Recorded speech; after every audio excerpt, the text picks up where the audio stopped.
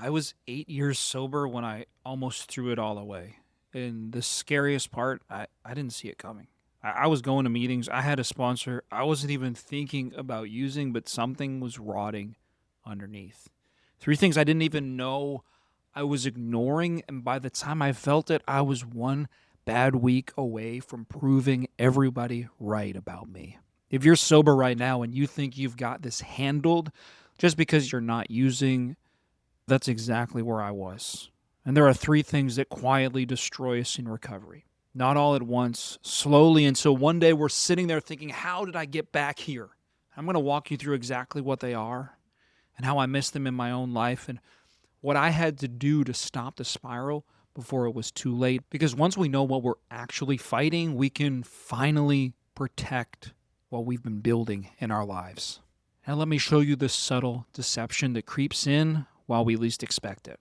See, most of us think that stopping is the finish line. And so we white knuckle through the first 30, 60, 90 days, and then we're standing there thinking, okay, well, now what, right? We're sober, but we're miserable, right? Everything feels gray, flat, like someone turned the color down on life. I'd wake up, go to work, come home, go to a meeting, feel absolutely nothing. No joy, no excitement, not even real sadness, just numb, right?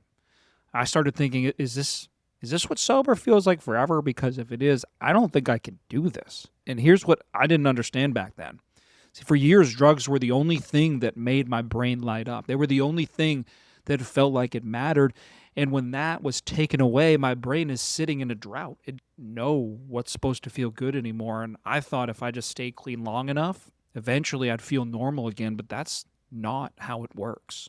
Recovery isn't just stopping the behavior, it's actually rebuilding what's destroyed. Romans 12:2 says, be transformed by the renewing of your mind. That's not a metaphor, right? That's actually what has to happen. We've got to rewire ourselves, and that only happens when we stay in the process, right? When we keep showing up to meetings, even when they feel pointless. More importantly, when we do our step work, even when we don't feel like it. Here, when we call our sponsor, even when we think we're fine, because this is the trap that we get into, right? We think this flatness, well, this is just who I am now. And so we stop doing the work. We stop going to meetings because they're not helping. We stop going to church. We stop calling our sponsor because I'm fine. We isolate, okay? And isolation is the relapse environment. Sobriety is when we stop using. Recovery is when we start living. And if we're just white knuckling our way through sober days without doing any internal work, we're essentially just one bad day away from being taken out. But once we start rebuilding this, is when the hardest challenge of our recovery meets us head on. As men in recovery, most of us are carrying around a backpack full of shame and regret. We think that if we just stay sober long enough, the shame will fade, but it doesn't. It just sits there, and eventually it whispers, you don't deserve this, you're a fraud, you're one mistake away from proving everyone right about you. And I carried that voice for years, still carry it to this day. And here's what shame did to me in recovery. It made me hide. I wouldn't share in meetings because, well, my stuff isn't that bad, right? I wouldn't call people when I needed help because I should be past this by now. I don't want to bother them. And so I performed the accoutrements of recovery without actually living it. And the gap between who I really was and who I was pretending to be, that gap almost killed me. I'd be sitting in a circle or online listening to other guys share, and I just feel this weight in my chest like, listen, if they'd known who I was, what I'd really done, they would see that I didn't belong there. And so I kept it buried. And that shame, it just gets heavier on our backs. Romans 8:1 says, there is now no condemnation for those who are in Christ Jesus. That's not a nice thought, right? That's the truth that has to replace the lie, because our identity is not our worst day. We are not the sum of our mistakes. We're actually a new creation, but we've got to actually let the old story die, and that's where steps 4 and 5 come in. That's confession. That's bringing that shame into the light where it loses its power. I remember the first time that I did my 4-step I was in a room and I was sharing my deepest, darkest secrets, things that I thought that I would never share with another human being. So ashamed. And being met with that acceptance and that love. I cannot tell you how transformative that was for my life. And I promise you, I would not be here today had I not gone through that process, because shame dies in the light. And if you're carrying secrets about what you did, about who you hurt, about who you really are when nobody's watching, that weight is going to crush you. You have to name it. You have to confess it and let someone else hold it with you. That's not weakness. That is the only way through. But here's what nobody is going to tell you, right? We can do all of the shame work, process all of the pain, and still end up back out there, because there's one more thing that will quietly kill us even when we're sober and emotionally healthy, right? You're sober and your things are going good, and now all of a sudden you're asking this question, okay, now what, right? We spent years running from pain. The pain's gone, but so is the reason to get out of bed.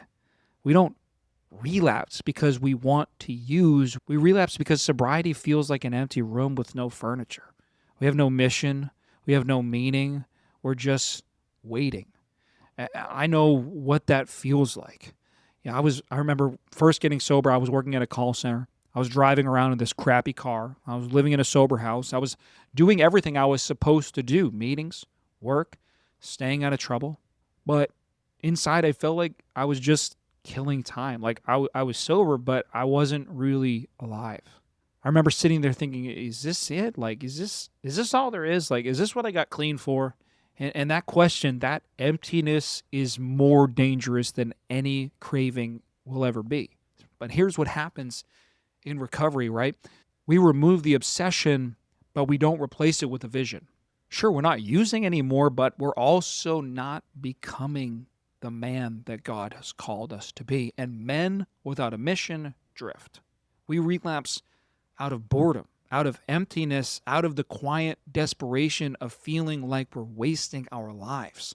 But Jeremiah 29:11 says, I know the plans I have for you, plans to give you a hope and a future. That's not someday. That's right now. That's today. God did not pull us out of the fire just so that we could exist. He pulled us out because he has something for us to build, right? Someone for us to serve, a story that only we can tell. Recovery is not the destination. Recovery is the launch pad for the rest of your life, right? Step 12, having had a spiritual awakening. We carry this to others. That's not optional. It's not if you feel like. That is the assignment, and that is how you stay sober. We stay sober not because, sobriety's sake, right? We stay sober because we found something worth living for, a calling, a mission, a reason to fight. It's why I'm speaking to you right now. And if you don't know what that is yet, start by helping one other man in recovery. See, service is the doorway to purpose, and purpose is the difference between surviving and thriving.